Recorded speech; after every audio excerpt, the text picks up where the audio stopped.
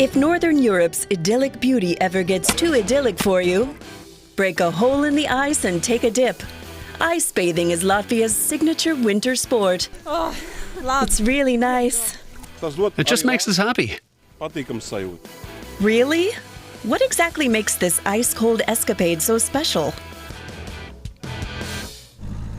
We took a trip to Balgala in western Latvia to visit 33-year-old Sinta Dreimana.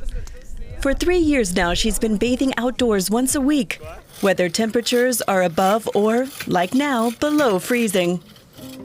First, the hole needs to be cleared. At minus 10 degrees Celsius, it freezes over fast. Then it's time to hop into the cold water. Today, 84-year-old grandmother Astra is here for a dip. She's a true veteran. The extreme experience can last up to 10 minutes.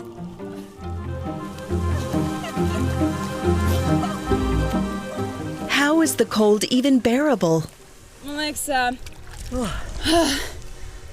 When you first step into the cold water, you get a shock. You have a hard time breathing. So your first task is to get your breathing under control. To concentrate, breathe deeply in and out, and make sure your breathing becomes regular.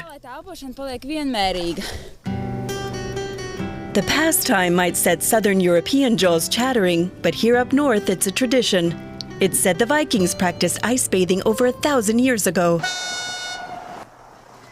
Nowadays, thousands of Latvians go swimming outside in winter, including in the Daugava River in the capital Riga.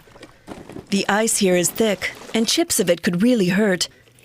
It's why men from the Polar Bears Association spend hours preparing the swimming spot for fans of extreme temperatures. This is typically Latvian, because we Latvians are used to rough winters. And that's why we aren't that scared of the cold. Cold water isn't anything unusual to us. We go bathing in the cold and it feels great. Ice bathing is meant to be beneficial for your health. When you jump into cold water, the body's vessels contract. When you get out, they expand again, increasing blood flow, which then boosts the immune system. Ice swimmers reportedly get colds less often than people who take hot showers. A little warm water at the end doesn't do any harm, though. But Sinta Dreimana says you must learn ice bathing, and someone has to inspire you to do it.